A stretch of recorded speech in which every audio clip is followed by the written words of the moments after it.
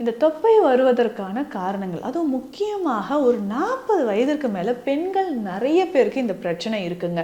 பெருசாக விரிவடைந்து ஆஃப்டர் டெலிவரிக்கு அப்புறம் நார்மல் பொசிஷனுக்கு வர்றதுக்கு பழைய மாதிரி நம்ம தளர்வடைந்த தசைகள் நமக்கு இறுக்கம் அடையுமா அப்படின்னா, இரவு நேரத்தில் ரொம்ப லேட்டாக உணவு சாப்பிட்டுக்கிட்டே இருந்தனாலும் வயிறு பகுதியில் நமக்கு ஒரு உபுசம் ஏற்பட்டு, சரிங்க, இந்த வயிற்று பகுதியில் இருக்கக்கூடிய இந்த கொழுப்பை கரைப்பதற்கும் நம்மளுடைய வயிறு பகுதி அதோடைய அளவை குறைப்பதற்கும் என்னென்ன வழிமுறைகள் இயற்கையாக இருக்கு. பொதுவாகவே நம்மளுடைய சாப்பிடக்கூடிய ஹெல்த் கஃபே தமிழ் நேயர்களுக்கு வணக்கம். நான் டாக்டர் நித்யா, சித்தா ஃபிசிஷியன். நிறைய பேருக்கு ஒபிசிட்டி, அதாவது உடல் பருமன் அதிகமாக இருக்கிறத நம்ம பார்க்குறோம். இதை தாண்டியும் இன்னும் ஒரு சிலர் ரொம்ப ஒரு டிப்ரெஷனுக்கு உள்ளாகக்கூடிய ஒரு விஷயம்னா, நம்மளுடைய வயிறு மட்டும் பெருசாக தெரியுது டாக்டர், எனக்கு தொப்பை மட்டும் பெருசாக தெரியுது.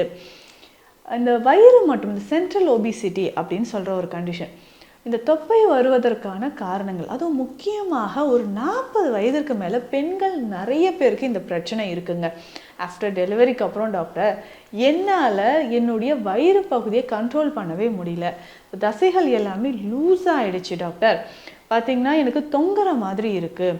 அது மட்டும் இல்லைங்க, வயிறை சுற்றி ஒரு டயர் மாதிரி வந்துடுச்சு. சைடில் வேஸ்ட் இருக்குது பார்த்திங்களா, இந்த இடுப்பு பகுதியில் எனக்கு கிள்ளி எடுக்கும்போது பாருங்கள் எவ்வளோ பெரிய டயர் மாதிரி வந்திருக்கு. தசையோட மடிப்பாக தெரியுது. அதே மாதிரி தொடையோட மேல் பக்கம், அது மேல் பகுதியிலையும் நமக்கு அதிகமான தசைகள் சேர்ந்த மாதிரி வயிறு பெருசாக இருக்கிறத நம்ம பார்க்குறோம். இதில் ஒரு சிலருக்கு என்ன ஒரு பிரச்சனைனா, மேல் வயிறு மட்டும் பெருசாக இருக்கிறத நம்ம பார்க்குறோம். ஸோ வயிற்று பகுதியில் மேல் வயிறு தொப்பை, எனக்கு கொஞ்சம் தான் நான் சாப்பிட்றேன், இருந்தாலும் மேல் வயிறு மட்டும் உபசமாக தெரியுது டாக்டர் அப்படின்னு நம்ம சொல்கிறோம். இந்த மாதிரி வயிறு சுற்றி நமக்கு தசைகள் வருவதற்கும் வயிறு பெருசாக உருவாகி நமக்கு தொப்பை வருவதற்கும் காரணம் என்ன? முக்கியமாக ஒரு 40 வயதிற்கு மேற்பட்ட பெண்களுக்கு. இப்போது ஆஃப்டர் டெலிவரிக்கு அப்புறமே நம்ம உடலில், இது இயற்கையாக நடக்கக்கூடியது தான், உடலில் நடக்கக்கூடிய மாற்றங்கள் அப்படின்னு பார்த்தோம்னா, நம்ம வயிறு பகுதி பார்த்திங்கன்னா எலாஸ்டிக் மாதிரி பெருசாக விரிவடையுது இல்லைங்களா. பெருசாக விரிவடைந்து ஆஃப்டர் டெலிவரிக்கு அப்புறம் நார்மல் பொசிஷனுக்கு வர்றதுக்கு பழைய மாதிரி நம்ம தளர்வடைந்த தசைகள் நமக்கு இறுக்கம் அடையுமா அப்படின்னா, கிட்டத்தட்ட ஒரு 60% எல்லாருக்குமே நார்மலுக்கு வந்துருங்க. மீதி இருக்கக்கூடிய 40% அந்த மசில் டோன் நமக்கு ரொம்ப தளர்வடைகிறதுனால தொப்பை பெரிதாக இருக்கிற மாதிரி தெரியுது. அதே சமயம் அதிகமான ஃபுட் நம்ம எடுத்துப்போம் இல்லைங்களா. ஸோ ஃபீட் பண்ணணும் அப்படின்றதுக்காக உணவுகள் நிறைய எடுக்கும் போதும் வயிறு பகுதி நமக்கு பெருசாக தெரியுது. அடுத்து இரண்டாவது முக்கியமான ஒரு காரணம் என்னன்னு பார்த்தோம்னா, இந்த கேஸ் ட்ரபிள்ங்க, வாயு தொல்லை அப்படின்னு நம்ம சொல்கிறோம். கொஞ்சமாக உணவு சாப்பிட்டாலும் வயிறு உபுசமாக தெரியறது நிறைய பேருக்கு நம்ம பார்க்குறோம் இல்லைங்களா. இந்த உணவு நம்ம சாப்பிடும்பொழுது கொஞ்ச நேரத்திலே என்ன ஆகுதுன்னா, வயிற்றிலே தங்கி புளிக்க ஆரம்பிக்கும். எந்த டைம்லங்க இது இந்த மாதிரி ஆகுதுன்னா, பெரும்பாலும் இரவு நேரத்தில் ரொம்ப லேட் நைட்டில் உணவு சாப்பிட்றோம் இல்லைங்களா. அதுவும் இந்த நான்வெஜ் ஈஸியாக டைஜஷன் ஆகாத உணவுகளை நம்ம எடுக்கும் பொழுது அது வயிற்றிலே தங்கி ரொம்ப நேரம் இருந்து புளிக்க ஆரம்பித்து அதுலேருந்து வாயு உற்பத்தியாக ஆரம்பிக்கும். இதுவே நம்ம தொடர்ந்து இரவு நேரத்தில் ரொம்ப லேட்டாக உணவு சாப்பிட்டுக்கிட்டே இருந்தனாலும் வயிறு பகுதியில் நமக்கு ஒரு உபுசம் ஏற்பட்டு தொடர்ந்து ஏப்பம் வர்றது, இல்லை ஆசனவாயு பகுதியில் காற்று பெரியது, இதை தாண்டி வயிறு உபுசமாகவே தெரியுது. இந்த விஷயங்கள் எல்லாமே நமக்கு நடக்க ஆரம்பிக்குது. மூன்றாவது முக்கியமான காரணம் என்னன்னு பார்த்தோம்னா, இந்த அல்சரோ இல்லை ஐபிஎஸ் அப்படின்னு சொல்லக்கூடிய இரிட்டபிள் பவல் சிண்ட்ரோம் இருந்ததுனாலும் என்ன ஆகுனா, வயிற்று பகுதி உப்புசமாக நமக்கு தெரிய ஆரம்பிக்கும். இந்த கண்டிஷனில் இன்ஃப்ளமேஷன், அந்த குடல் பகுதியில் சின்ன சின்னதாக அல்சர் இருந்து இன்ஃப்ளமேஷன் ஏற்பட்டு அதனாலேயும் நமக்கு என்ன ஆகுதுன்னா வயிறு உப்புசமாக தெரிய ஆரம்பிக்குதுங்க. சரி, இந்த காரணங்களும் தாண்டின்னு ஒரு முக்கியமான காரணம் பெரும்பாலும் இது நிறைய பேருக்கு இருக்குது. அதுதான் கான்ஸ்டிபேஷன் அப்படின்னு சொல்கிற மலச்சிக்கல். நிறைய பேர் சொல்கிறாங்க, 4 நாட்கள் ஆகிடுது, 3 நாட்களுக்கு ஒரு முறை தான் நான் மோஷன் போகிறேன். இந்த மாதிரி பிரச்சனை பெரும்பாலும் நிறைய பேருக்கு இருக்குங்க.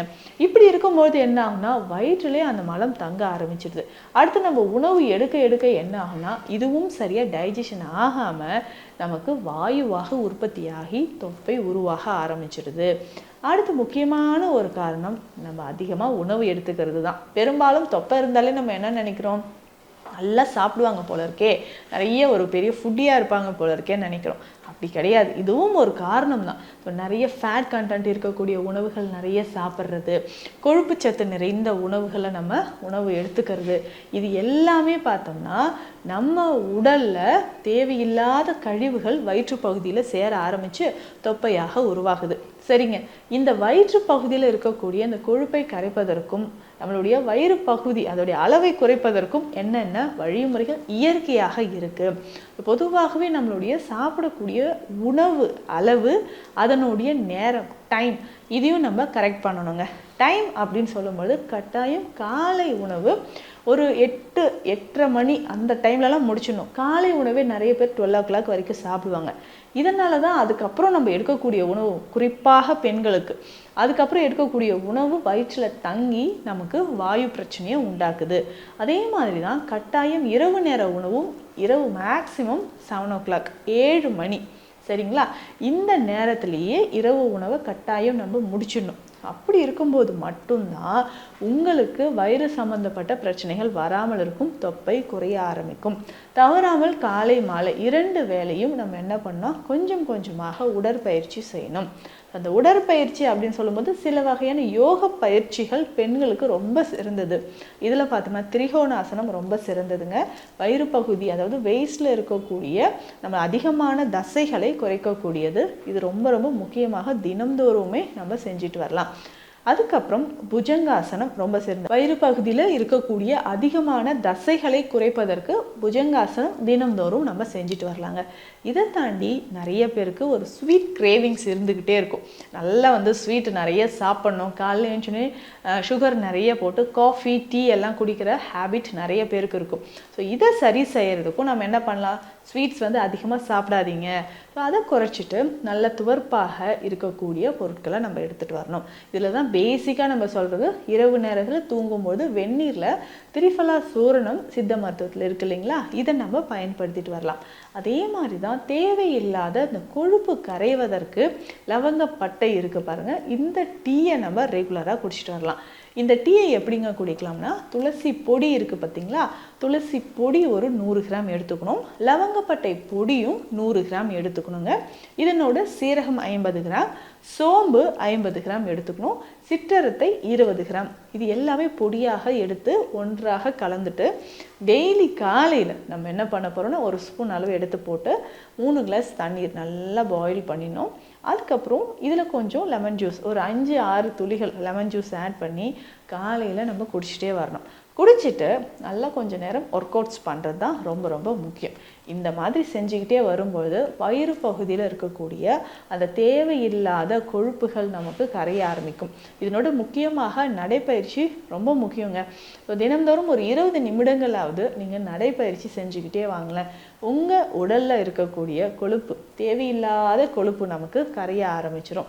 வயிறு பகுதி மட்டும் பெருசாக இருக்குது டாக்டர், ட்ரெஸ் எல்லாம் நான் ஆசைப்பட்டு எடுத்துடுறேன், ஆனால் ட்ரெஸ் போடும்போது எனக்கு வயிறு பகுதி ரொம்ப பெருசாக இருக்குது, இது ரொம்ப கவலைக்கிடமாக இருக்கே அப்படின்னு நீங்கள் யோசிச்சிங்கன்னா இந்த பயிற்சிகள் கட்டாயம் நீங்கள் செய்யுங்க. உணவு முறையில் அதிகமான கொழுப்பு சத்து இருக்கிறதோ, ஜங்க் ஃபுட், ஃபாஸ்ட் ஃபுட் நிறைய சாப்பிட்றது, கொஞ்ச நாளைக்கு நான்வெஜ் சாப்பிடாம அவாய்ட் பண்ணிக்கோங்க. இதில் முக்கியமாக நம்ம சொன்ன அந்த கீரை வகைகள் நம்ம உடலில் இருக்கக்கூடிய அந்த கழிவுகளை வெளியேற்ற பயன்படுது. இந்த கீரை வகைகள்லேயே முக்கியமானது அப்படின்னு பார்த்தோம்னா வெந்தயக்கீரை. தவறாமல் வெந்தயக்கீரை உணவில் நிறையவே சேர்த்துக்கணும்.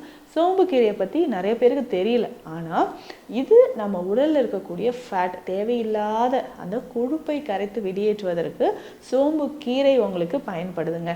ரெகுலராக இந்த சோம்பு கீரை டெய்லி ரொம்ப சிம்பிளாக இதை சூப் மாதிரி நம்ம குடிக்கலாம்.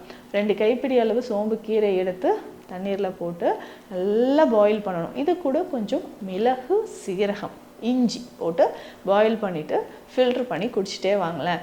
அடி வயிற்று பகுதியில் இருக்கக்கூடிய தசைகள் மற்றும் இது பாடி ஃபுல்லாகவே நமக்கு இருக்கக்கூடிய ஒபிசிட்டியை குறைக்கணும், வெயிட் லாஸ் பண்ணணும் அப்படின்னு நினைக்கிறவங்களும் இதை நீங்கள் தாராளமாக ட்ரை பண்ணலாம். மீண்டும் அடுத்த பகுதியில் சந்திக்கலாம். நன்றி. இந்த வீடியோ உங்களுக்கு பிடிச்சிருந்தா லைக் பண்ணுங்க, ஷேர் பண்ணுங்க, கமெண்ட் பண்ணுங்க. மறக்காம ஹெல்த் கஃபே தமிழ் சேனலை சப்ஸ்கிரைப் பண்ணிட்டு பெல் பட்டனை கிளிக் பண்ணிடுங்க.